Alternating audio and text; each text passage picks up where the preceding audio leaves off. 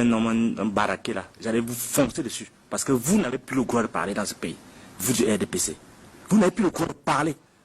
Vous n'avez pas le droit de parler des choses même de la République. Parce que la République, vous en foutez éperdument. Vous êtes une calamité. Vous, des gens du RDPC. Excusez-moi, c'est pas vous, personnellement. Vous êtes très jolie et vraiment avenante. C'est pas à vous que je parle. C'est que vous devez porter les messages. Parce qu'ils sont même incapables même de regarder la télévision. Parce qu'ils sont tout paresseux.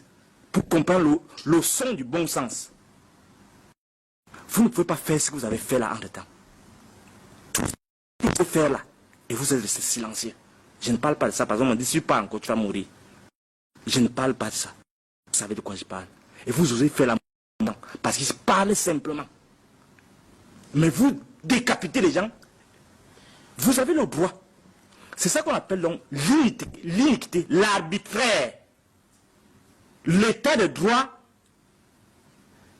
opposé à l'arbitraire. Un état de droit, c'est que les états individuels, les injustices des uns et des autres sont arbitrées. Et donc l'arbitraire, Souley l'a dit tout à l'heure, ne peut pas être un critère de gouvernement. L'État suppose que l'État se donne, et c'est ça, je ne sais même pas s'ils ont le du contrat social. On s'est entendu, on a dit, bon, je parle là en tant que penseur. Toi, nous délaisse une partie de ses libertés, il les donne au souverain, qui va exercer la prospérité et la sécurité de nous tous, et qui lui-même va s'obliger à ses propres règles. Donc il y a une hiérarchie, les grands savants comme les Macron savent, parce qu'ils sont en sciences là. Nous les philosophes, on pique un peu partout, sont les voleurs des éléments. On les rassemble, on les met ensemble, pour faire corps, pour construire la dynamique du bon sens. Dr Fridolin-Nke, sur ce dispositif, cet arsenal mis en place pour lutter contre les discours haineux, la question que moi je m'en vais vous poser, est-ce que vous n'avez pas le sentiment qu'on s'attaque aux effets, on laisse même les causes? Je vous remercie encore. Je crois que Richard Macron a tout dit. Il a volé toutes mes idées. Donc, mais je vais quand même me battre. Parce qu'il a tellement bien parlé que tout ce qu'il voulait me dire est parti. Parce que Madame a fait un très beau sermon. Madame du RDPC a fait un très beau sermon sur ce qui doit être fait, comment sanctionner, et ainsi de suite. Moi, je suis déjà passé au conseil de discipline. Je sais comment ça fonctionne. Donc, je ne vais pas revenir dessus. Mais je voulais vous dire, madame, quand vous venez ici, je voulais rencontrer. Hier, quand je suis malade, j'ai accepté de venir. Parce que je dis que les gens s'y deviennent fous et ils disent que je suis fou. Il faut que le fou aille leur rappeler ce que c'est que la folie. Pas seulement à eux, les gens du RDPC ici, mais les gens qui nous regardent là, qu'on appelle le peuple là. Changez là, vous qui me regardez là. Madame, je dois vous dire, quand vous venez ici, d'abord à vous, je vais m'adresser. En tant que penseur, en tant que citoyen, en tant que père. Votre affaire, vous dites que comment les gens doivent parler.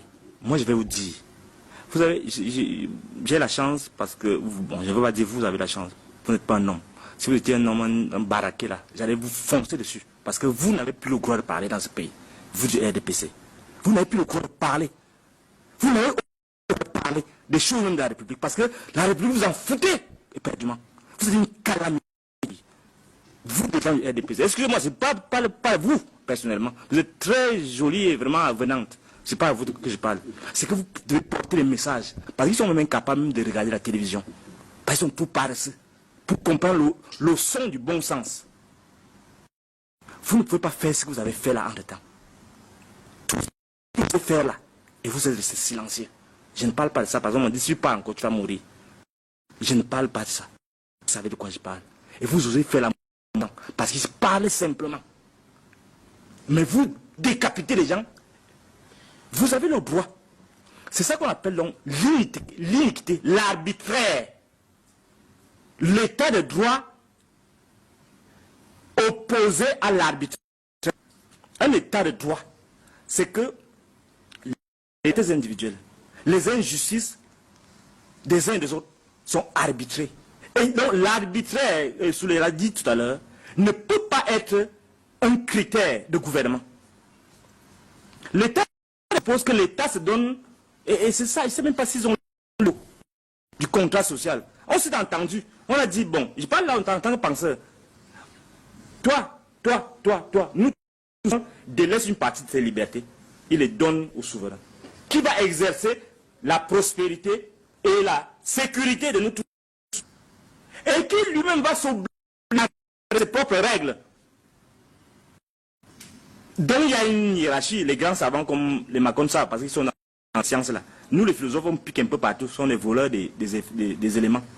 On les rassemble, on les met ensemble, pour faire corps, pour construire la dynamique du bon sens. Alors, moi je suis citoyen.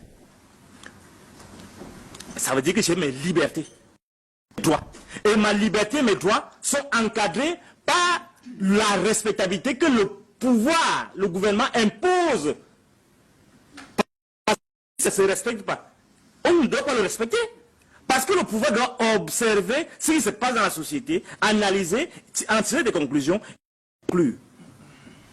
Quand mon grand frère, Galax et toi se lèvent, boum, arrêtez-vous tous. De quel droit? Lui peut m'arrêter parce qu'on peut régler nos choses au village. Je peux l'accuser que donne-moi le terrain que tu as pris. Parce que c'est mon grand frère. Tu as pris tout le terrain. Donne-moi ma part. Nous sommes tous là-bas. Et lui le faut, les grands frères. Tu ne vas pas arrêter un type dans notre village. Sur quelle base? Ils ne vont arrêter personne. Ou bien ils vont nous arrêter nous-mêmes d'abord.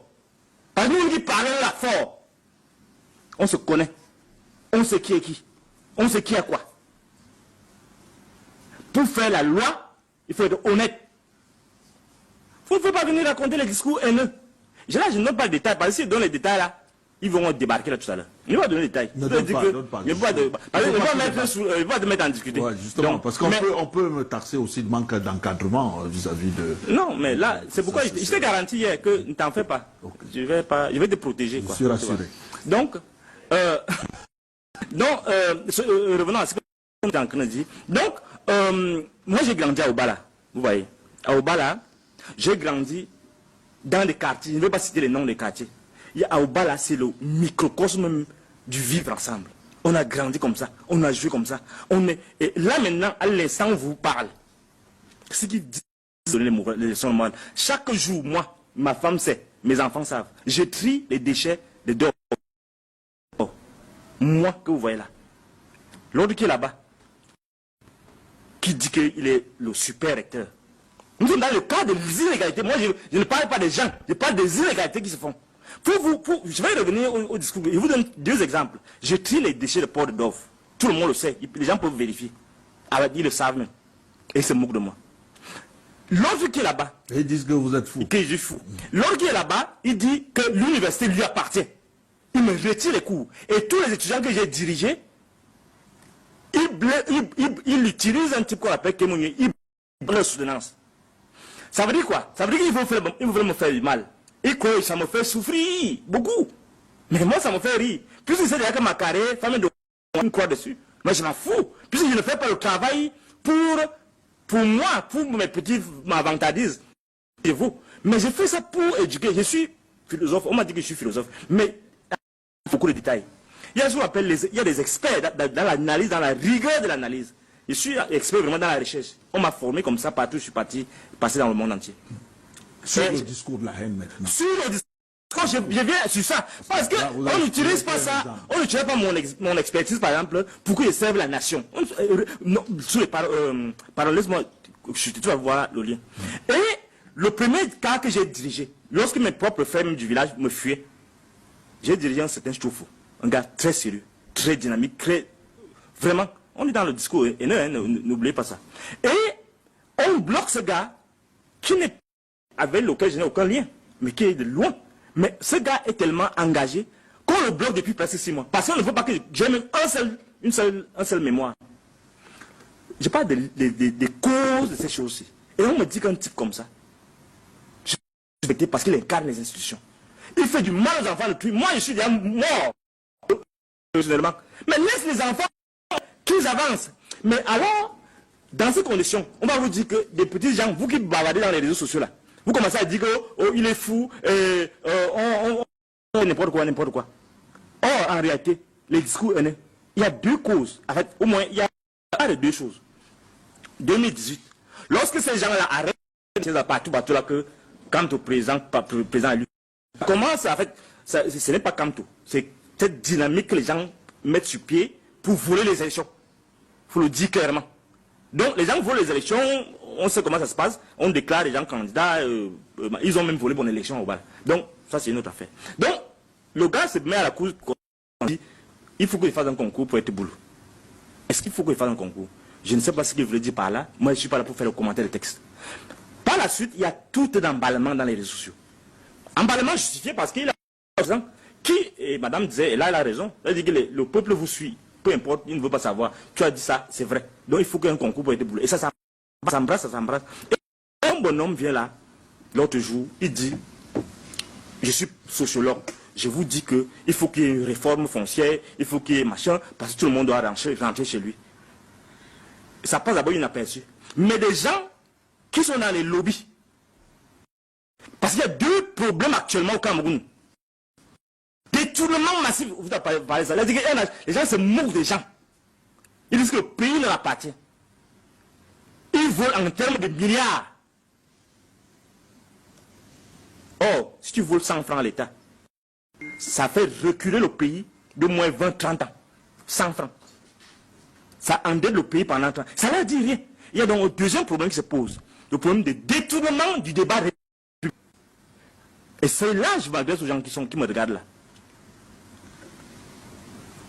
Le pouvoir a ceci de particulier qu'il déroute le peuple pour qu'il ne s'organise pas. Et lorsqu'il arrive un événement, Dieu vous a envoyé des gens pour éclairer, c'est la fonction du philosophe.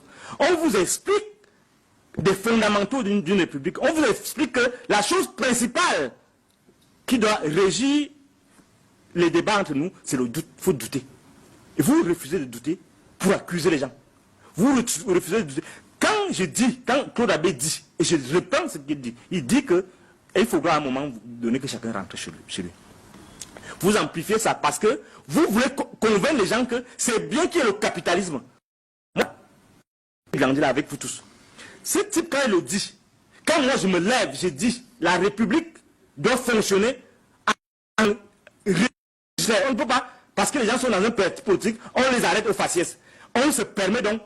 Et là, moi, je suis dans mon village. Claude Abbé dit, on ne peut pas accepter que les capitalistes, on appelle les financiers, arrivent et des centaines d'hectares et fabriquent des faux titres fonciers, alors que l'État devrait donner même les titres fonciers à partir des droits patrimoniaux aux gens. C'est-à-dire, l'État fait le faux parce que c'est entre eux là-bas. Ils craignent en haut là-bas les financiers de toutes les ethnies. Attends, je finis par là. Attends un peu.